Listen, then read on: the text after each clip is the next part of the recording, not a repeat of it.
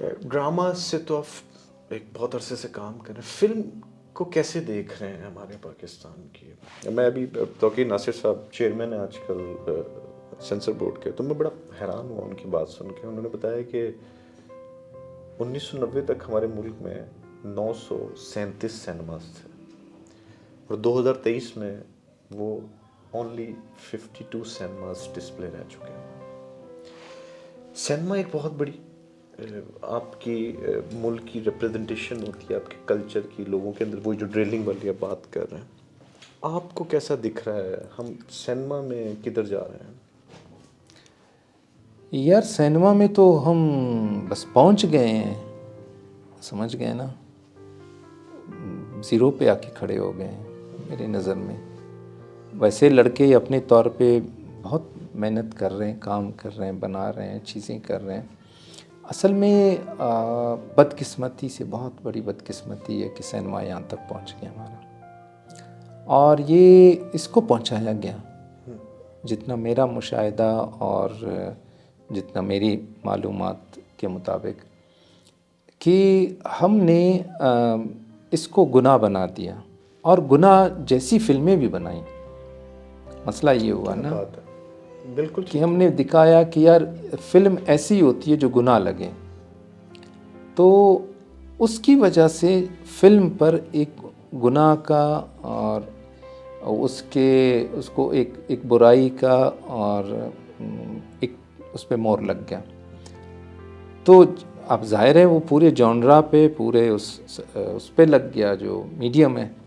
تو اب آپ اس پہ کچھ بھی بناتے ہیں وہ آپ کے لیے گناہ کے طور پر آتا ہے. تو لوگوں کا ایکسیپٹنس، لیکن اس کے باوجود وہ شروع میں تو کمال تھا، لیکن جہاں جب اس پہ اسٹیمپ لگا، اور اسٹیمپ لگانے کے لیے باقاعدہ اس کو گناہ پہلے بنایا گیا، سمجھ گئے نا، ایک خاص رجیم میں اس کو باقاعدہ گناہ بنا کے پیش کیا گیا.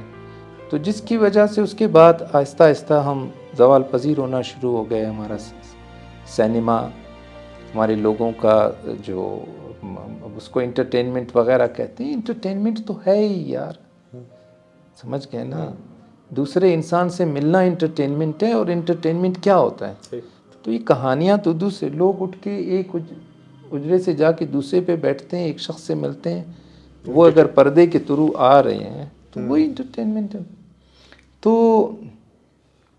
یہ ایک تکلیف دہ بات ہے، اور اس کو دیکھا دیکھی پھر آہستہ آہستہ ظاہر ہے لوگوں نے کوششیں کی اس کو سنبھالنے، اٹھانے کی. پھر اس گناہ سے اٹھ کے یہ سینما پھر ایک بہت ایلیٹ کلاس کے کلچر میں جا کے بیٹھ گیا.